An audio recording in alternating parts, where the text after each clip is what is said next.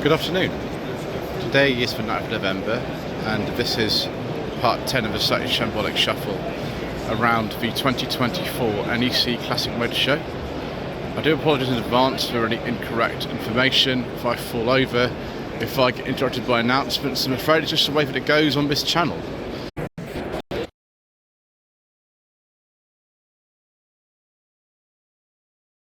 So we're starting in Hall 1 for this part with the Rimmer Brothers stand. Got a very nice Triumph Stag here, about a 75 Mark II. Looks like that's just been retrimmed actually. Very nice. And then we've got something very unusual next to it. This is a 1976 Triumph TR7 V8. Now the TR8 didn't come out till a lot later, so this would have been kind of something that the factory supplied itself, but for some reason this car was used at the 1980 Le Mans race and it's been really heavily modified. I didn't even know it was a TR7 initially. So we've still got the same doors and things, but the track's completely different. We've got this absolutely enormous rear spoiler on it. I've never seen anything like that before. But yeah, fantastic. Probably don't need too many parts of that from Rimmer Brothers. It's custom for them, but there we go. And we've got 40 years of the show celebrated on this stand here with some exceptional cars. 1985 Ford RS200. Some Sierra bits, but a lot of it's custom, and then Reliant helped me to build it, which was interesting. Yeah. See how the suspension works and everything there as well. Next to it, more Ford action, because that's what we like in this country, don't we? Lots and lots of Fords. 1982 Ford Escort RS 1700T prototype. Didn't really sort of work too well actually. It didn't go much beyond this stage.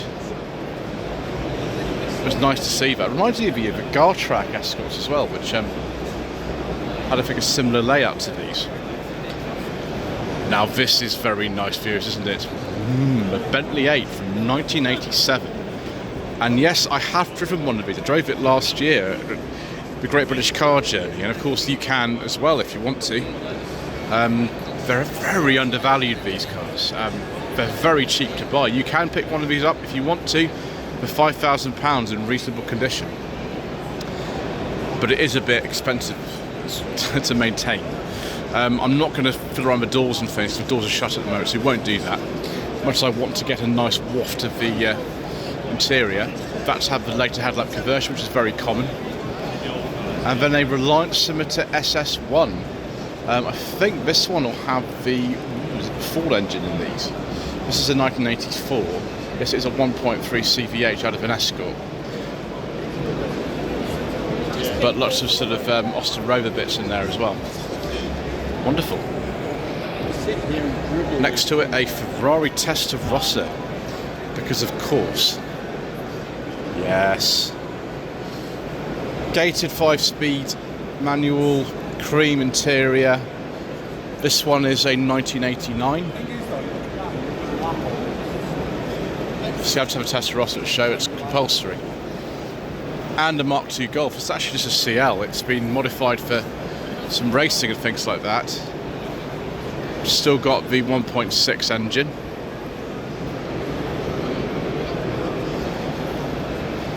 And then my favourite car on the stand, possibly my favourite car in this entire hall, a 1987 Montego 2-litre EFI Vanden Pla in Moonraker Blue. I have had the privilege of actually filming this car for my channel in 2022. It is immaculate. There is nothing at all out of place on this. I think it needs some mechanical work possibly at some stages, but it's absolutely beautiful. Will, who owns this, is very kind to let me film this, and it is amazing. The Vanden Plas are very rare.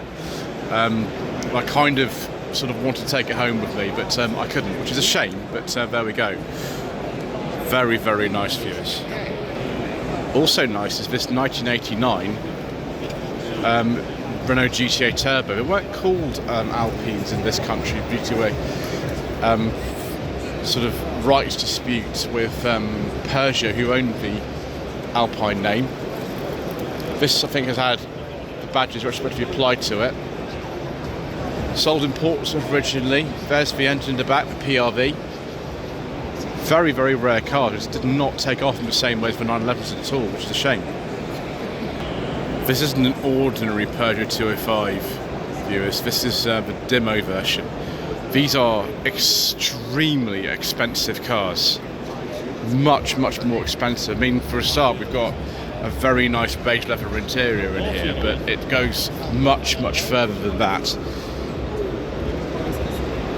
£35,000 this cost to restore. Yeah. You better have deep pockets if you want one of these. It looks great though in this colour scheme. That's beautiful. The Atwell-Wilson Motor Museum, where we have been. Mr. Bill from the Fuel Power Channel, I went there back in 2023. It is in Caen, which is in Wiltshire. Looks like we've got a few things now that I didn't see last time we were there. Obviously we've got this Austin A35 van, because that's the way it goes. Motorbike and sidecar. And then we've got this Astra van. I hope it's a petrol one, viewers. I do not remember seeing that at the museum when we were last there. I don't remember seeing that at all. How on earth they've actually acquired that, I don't know, but there we go. And then a Sinclair C5, because that's compulsory really. And a Mini 30 from 1989. They have quite a few minis, and often they are the competition prizes every year. This one is will be for £1. I recommend a visit to the museum, it's pretty good. RWB, Zweite Entwicklung. As far as I remember from my German degree, Entwicklung means development. So it looks very quick, doesn't it, like that? What's this hiding around the back of here? Someone's got a nice Maserati here. Have a look at the information sheet to make sure what model of Maserati that it is. It is a 1961 3500 GT Vignale Spider for £575,000. Better not touch it, viewers, because we might get in trouble if we do that. Because our budget for a classic car would be considerably more modest than that. But a very, very handsome thing indeed. Yeah, we saw one of these, didn't we? I can't remember where it was. It was at the show somewhere. We saw one of these. And it was also this sort of money. Beautiful thing. So we've got a Mark 1 Mini here, 998 Mark 1 Austin Mini Cooper for £3,500. 67, so quite a late Mark 1. Just contact Greg on 07939 116 250. As Mr. Bill from the Fuel Power Channel, who is an expert on classic minis, would say, this could be yours. I wonder if I should take a picture of this for him and see if he wants to buy it. He might not though, because it is quite expensive. So more Maserati action. This is a rare car. It's a Quattroporte from the 1980s. Am I right in thinking one of these was in the License to Kill film in 1989? I mean, it's got a beige leather interior with wood, so I mean, all is right with the world, isn't it? Very sort of bizarrely anonymously looking car there. So this is, let's see if we got a date for this one. Yeah, it'd be 1980, 687 on the D. And we've got the original Quattroporte here. This is a 67. Again, an unusual looking car for the time. Very distinctive indeed, and someone has also got extremely good taste, because we have a beige leather interior with wood. I do like a nice beige leather interior, viewers. That is really quite tasty. 4,000 quattroporte at the back of there. Tiny sort of little refractors on there. Maybe they're added later on in the life of the model. So let's go on to now something from the 1990s. This is the next quattroporte, and again a beige leather interior with wood. Is that compulsory in all quattroportes? It should be. Very, very nice. It's also in dark green, which makes me feel even better, viewers. A tasteful automobile. Again, all of them do look a little bit sort of unusual.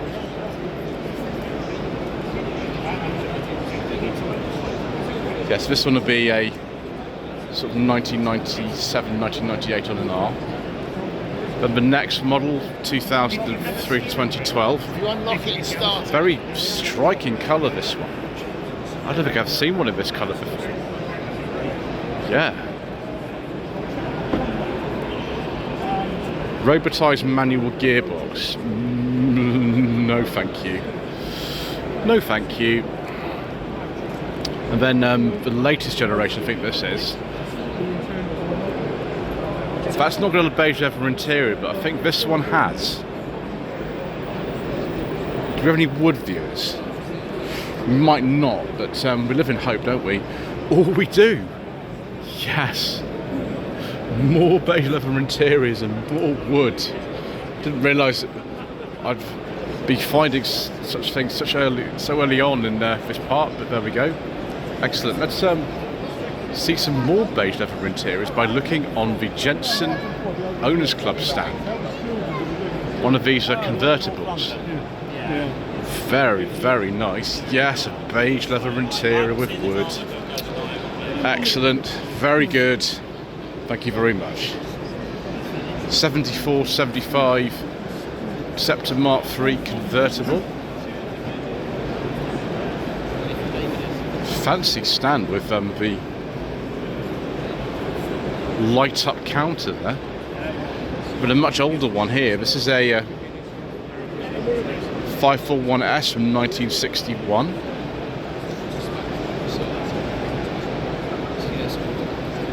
I like the colour of this, that's good.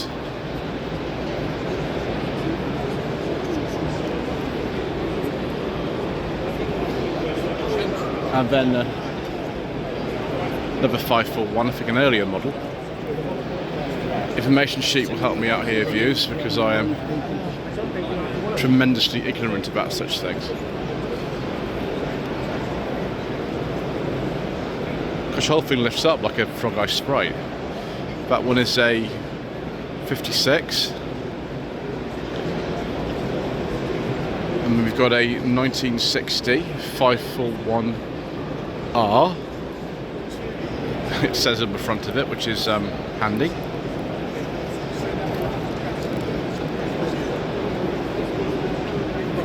There's loads of complicated variations of these 541s. That's actually an original West Bromwich registration, TEA 541, excellent. Very good. This is a 58. Say a 4-litre 6-cylinder Austin supplied engine.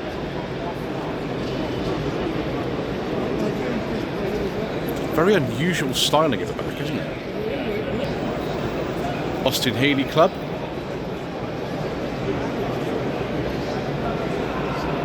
Healey 100. Usual colour. Another Healey 100. Is that a BN what? All these different codes of these. So many. Left-hand drive.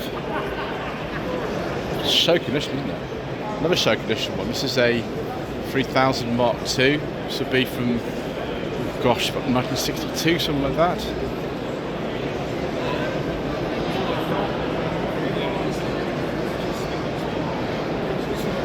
Which the lighting does not flatter these cars at all, does it really?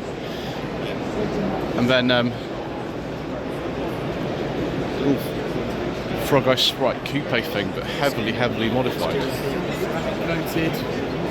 Oh, it's a Subaru version. Excellent. So we've got the Jaguar Drivers Club stand here. We've got a 1983 Jaguar XJR5 Route 44 racing car. That is a rare thing, isn't it? Very fast. And then we've got second generation XKR, I think this is. Yeah, we've got the big brakes on there, so yeah, an R. Say XKR 75 Supercharged Special Edition from 2010. 1955 Jaguar D-Type long nose. This would be a really valuable car. Even the replica D-Types are worth a lot of money. I better stay well away from that, viewers. Don't want to damage a car that's probably worth millions of pounds. And then 2017 Jaguar F-Type. This is the 5 litre supercharged version. Shame they didn't make those anymore. And then 2 E-Type. This is one of the very last of them.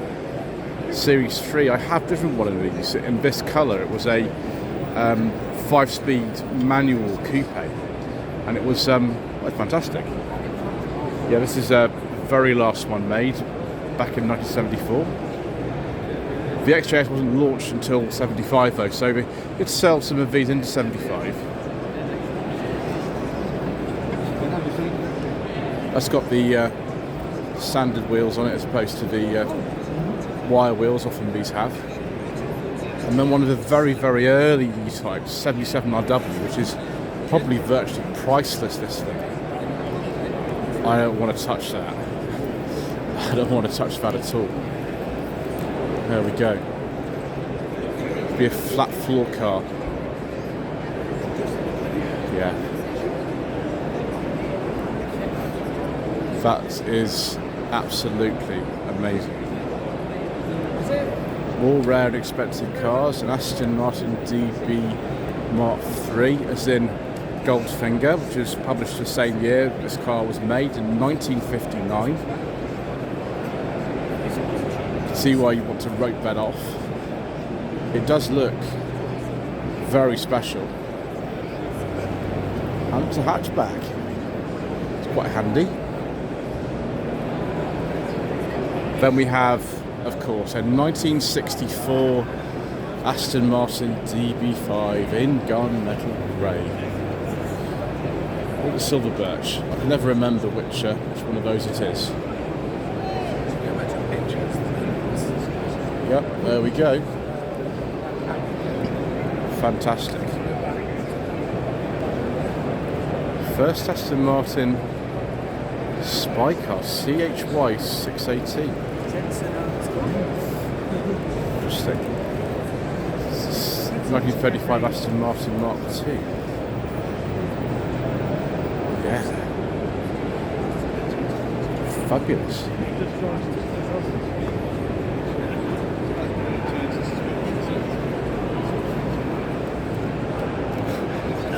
Wow. I didn't realise associations with Aston Martin and world of espionage went back that far. We've got a couple of DB7s. More affordable way into Aston Martin ownership, of course, than the other two over there. Say 97 Dunhill edition. And then DB7 Vantage from the year 2000. 420 horsepower.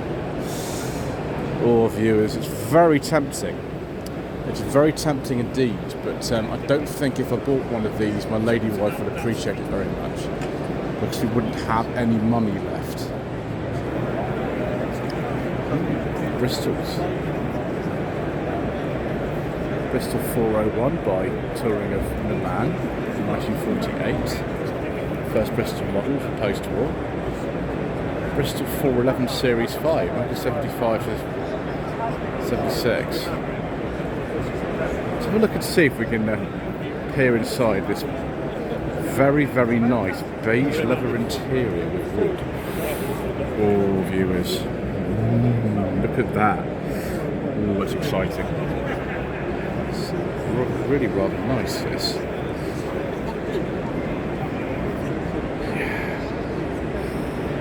Unfortunately, I can't get any further back because the stand's a little bit cramped. There we go. There's absolutely beautiful cars here. The four-door version. Yes, but The 405 from 1955. Same engine in this 404 from 1953. Rolls-Royce money, but more exclusive than a Rolls-Royce. There is Tony Crook at the back there, who actually headed up the company for many, many years.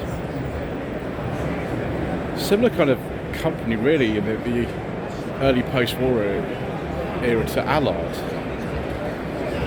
One of the only companies where, you know, the chap who founded did virtually everything. He did the engineering, he was a racing driver, he did all sorts of things.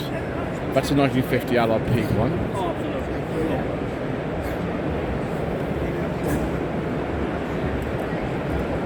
This one I'm not too sure, I can't remember.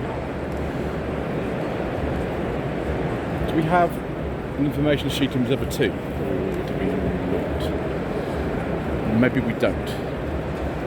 There we go, that looks very similar to that. It's not exactly the same car.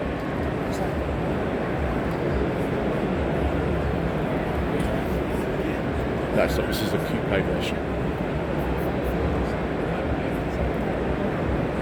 Shame the company didn't last that long. I think they went out of business in 1954, so not a very long run. It's amazing that these things survive, you know, 70 odd years later. Even more sort of forgotten British makes. This is the British Salmson Owners Club. I've completely forgotten about these. I can't remember actually ever seeing any of them before. I might have seen them at one of these shows in the past, but if I have, I've totally forgotten. It's a 1936 model, the S6D 2090.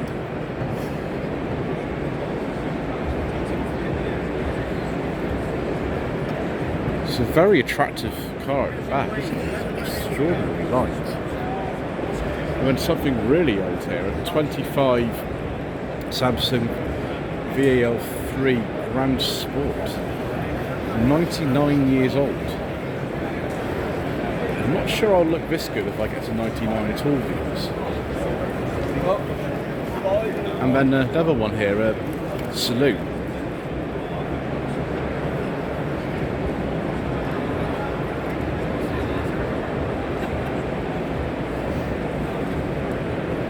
It's a 38 S4D Salute. I wonder what happened to the company, why they didn't survive the war. Then 34 S4C 1270 Sports.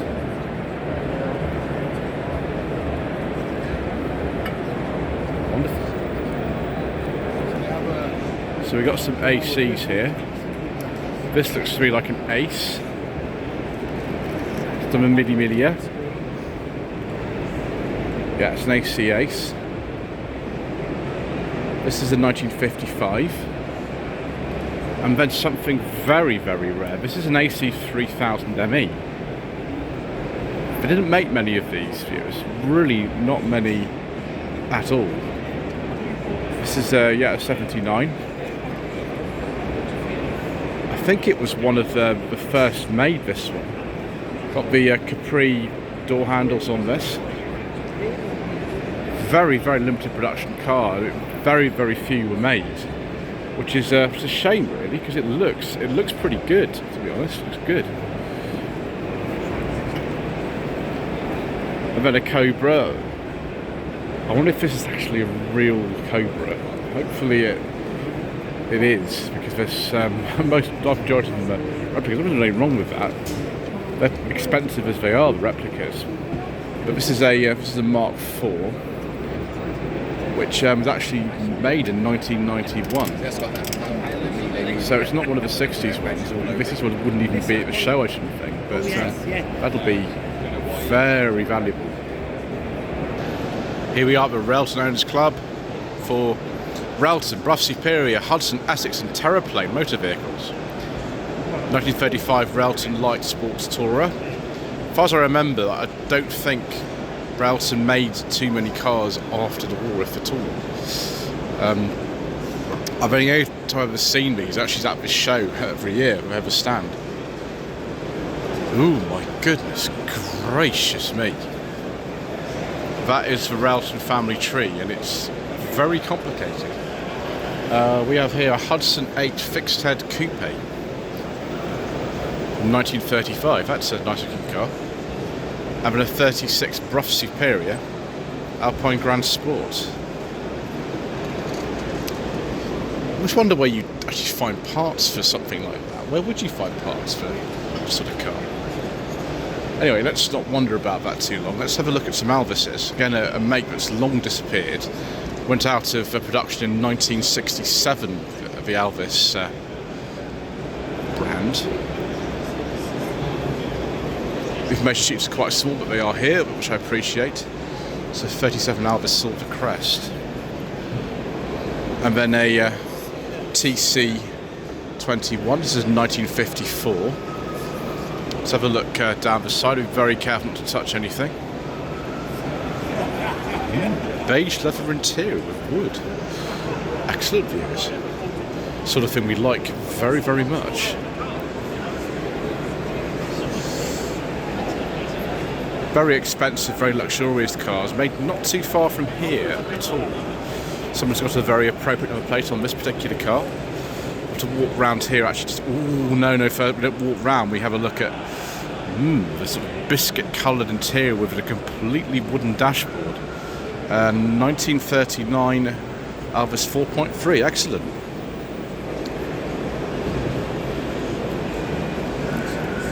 Actually not that expensive, Alvis is a set of models. Not expensive as you'd think they would be. Very elegant looking car, this one, isn't it? Very, very elegant. It's a Crested Eagle by Vanden Pla.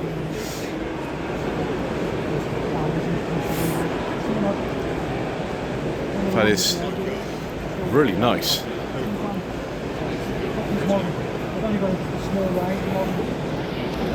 Out of all the Alvis models, you're probably more likely to find something like this if you're looking for one. Say TD21. This is a 59. One of my friends actually owns one of these. I don't think he's driven it for a while, but he does have one. Lovely looking car.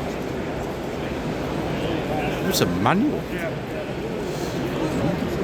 The last model was for TF21, which was a development of this TD. There was a TE between as well, of course. Well, dicky seat of this one. You can smell the leather, actually. Oh, it's a Speed 20 from 1935. Fantastic. So, TVR Owners Club, 1997 Cerbera 4.2. With the handles underneath the mirrors.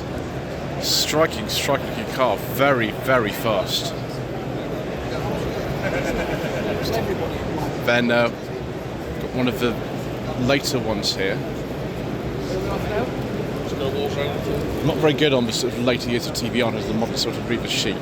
Cigars, I think it's one of the very, very last of TVRs. 2006. Then a V8S from 1991. More sort of familiar shape of TVR to me. What rear lights do we have today?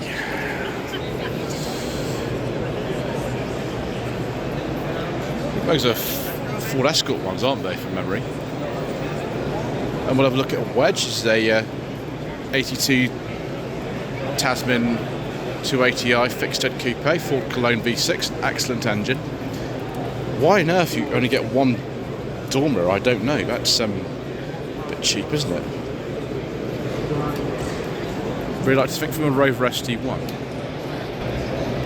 1999 TVR Chimera with a beige leather interior. Excellent.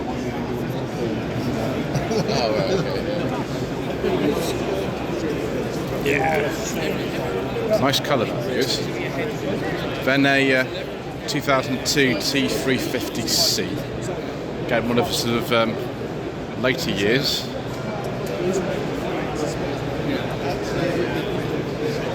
Then a much earlier one. We've got the Mark 1 Cortina rear lights on this. Much earlier car. Be from the 60s. This one. I'd like to say it's Vixen, but no, it's a Griffith 400 from 1964. There we go.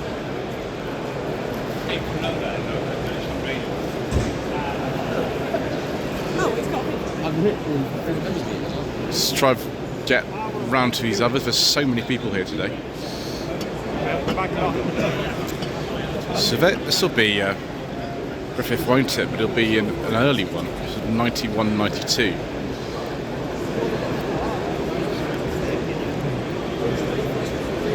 And then a 2005 Tuscan 2 launch car.